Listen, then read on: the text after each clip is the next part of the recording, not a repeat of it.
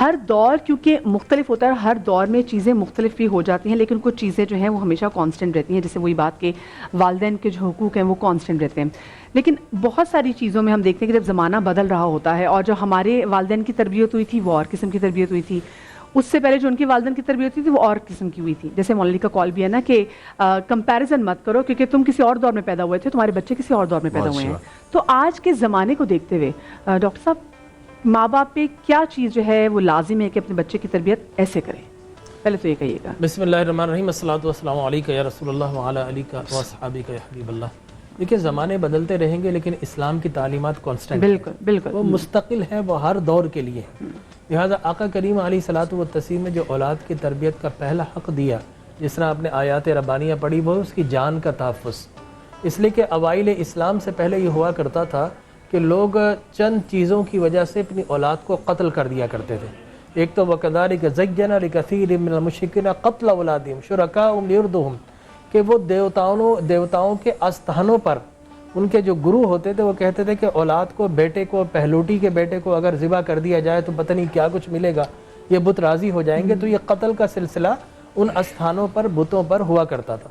دوسرا ہے رزق کے خوف سے، تنگی رزق کے خوف سے، جس طرح آیات پڑھی گئی کلیئرلی آیات میں قد خسر الذین قتلوا اولادهم سفہا بغیر علم ورزقوا ما رزقهم الله ابتغاء اللہ قد ضلوا وما كانوا مهتدین. قرآن نے کہا کہ ان کا رزق دینا ہمارے ذمہ کرم پر ہے، تم اس رزق کے اور تنگی رزق کے خوف سے اولاد کو قتل نہ کرو. شکم میں جو بچے ہیں ان کی بھی اس حوالے سے بھی آ جاتا ہے کہ جیسے بہت سارے لوگ کہتے ہیں جی ہم آگے افورڈ نہیں کر سکتے تو ہم اپنے بچے کے باش میں، تو ان کا بھی آف کورس جی ہاں بالکل ڈیفینیٹلی ہے قتل کے اندر. اس لیے کہ 3 ماہ کے اندر عموماً میڈیکل سائنس ہی بھی کہتا ہے سیکنڈ ٹرائمسٹر کے اندر بچے کے اندر روح آ جاتی ہے. لہذا اس وقت اگر بچے کو اگر ایبورٹ کیا جائے تو وہ ایسی صورت میں وہ قتل کہلائے جو کہ جائز نہیں ہے ہر طرح. اور تیسرا، عرب کے اندر یہ دستور تھا کہ بچیوں کو زندہ درگور کر دیا جاتا.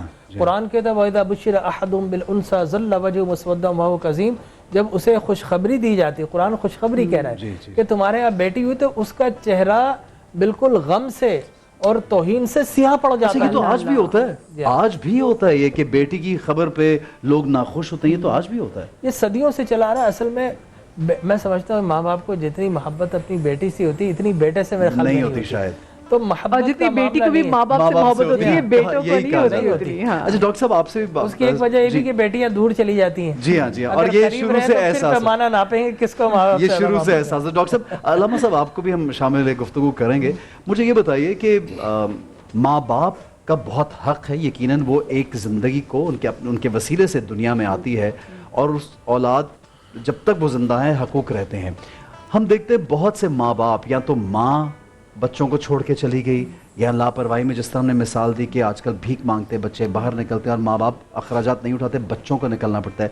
باپ چھوڑ کے چلا گیا، اس نے اخراجات نہیں اٹھائے اور زیادتی کی، اس کے بارے میں کیا کہیں گے، اور ماں باپ کے سر پہ کتنا گناہ ہے اس بات کا؟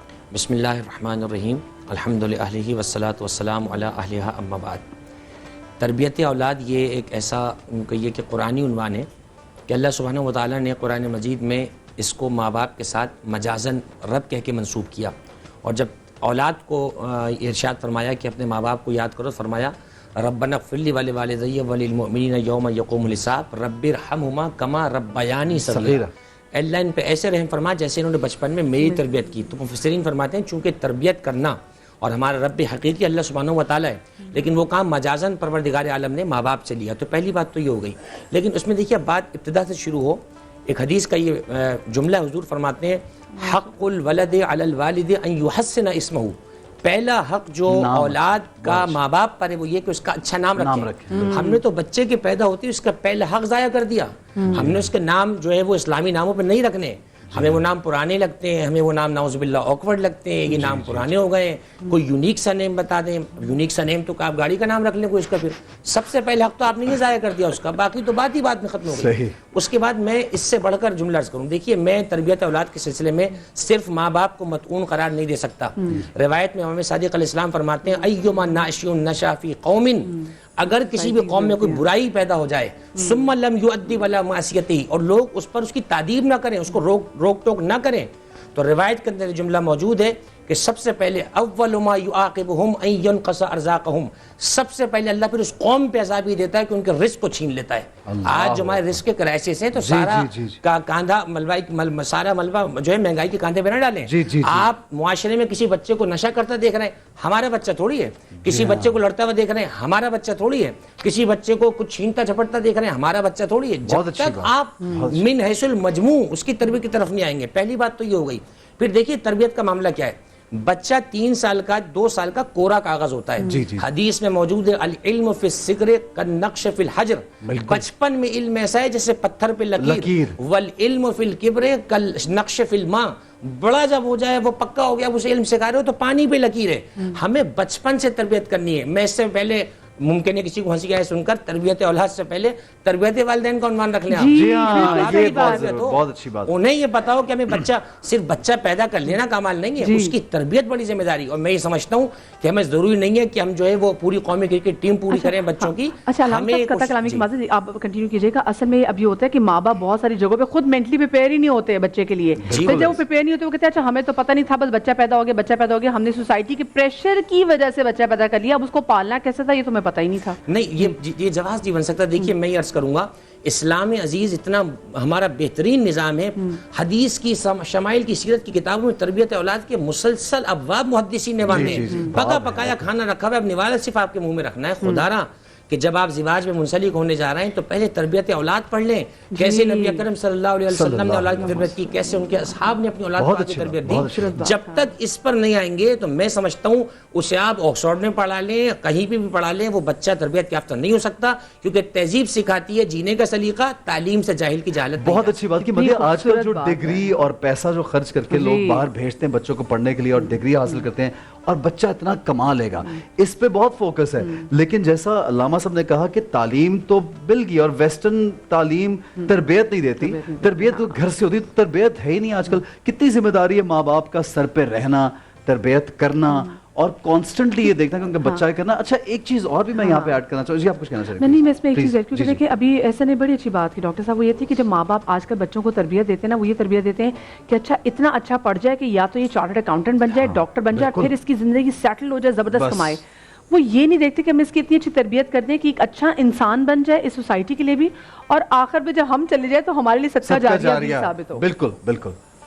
دیکھیں ایک تو قرآن کی بڑی خوبصورت آیت ہے، ربنا ہب لنا من ازواجنا وذریاتنا قرۃ اعین وجعلنا للمتقین اماما، اللہ ہماری اولاد کو اور ہماری بیویوں کو ہماری آنکھوں کی ٹھنڈک بنا، اور اے اللہ مجھے لوگوں کا متقین لوگوں کا امام بنا، اور مجھے جنت کے اندر محلات عطا فرما۔ تو میں سمجھتا ہوں کہ اولاد آنکھوں کی ٹھنڈک ہوتی ہے، اور جب اولاد کی تربیت کرنا چاہیے تو وہ میں سمجھتا ہوں کہ ماں کے پیٹ سے شروع ہو جاتی ہے۔ اس لیے کہ ہماری خواتین کو چاہیے کہ جب وہ پریگننٹ ہو جائیں تو اچھے اعمال کریں، اس لیے کہ بچہ آپ کے خون پر پل رہا ہوتا ہے، بے شک بے شک، آپ کے جینز اس کے اندر آئے ہیں، آپ کی ساری کے سارے ڈی این اے اس کے اندر ٹرانسفر ہو رہا ہے، لیکن خون کی گردش کے ذریعے آپ غصے میں بہت زیادہ غصے میں چڑچڑی رہیں گی، بچہ پیدا ہونے کے بعد یقیناً اس کا مزاج اس کے اندر آئے گا۔ تو بچے کی تربیت ماں کے پیٹ سے شروع ہوتی ہے اور پھر ماں کے گود میں اس کا آغاز ہو جاتا ہے۔ عام طور پر وہ جو لرننگ فیس ہوتا ہے نا بچے کا 2 سال کا بچہ، جس میں بول نہیں پاتا بچہ، جس کے اندر جو ہے وہ آپ سمجھتے ہو کہ پراپر سن نہیں پا رہا، پراپر جو ہے کنسنٹریٹ نہیں کر رہا، یقین جانیے وہی بچے کا سب سے اہم مائل اسٹون کا پیریڈ ہوتا ہے۔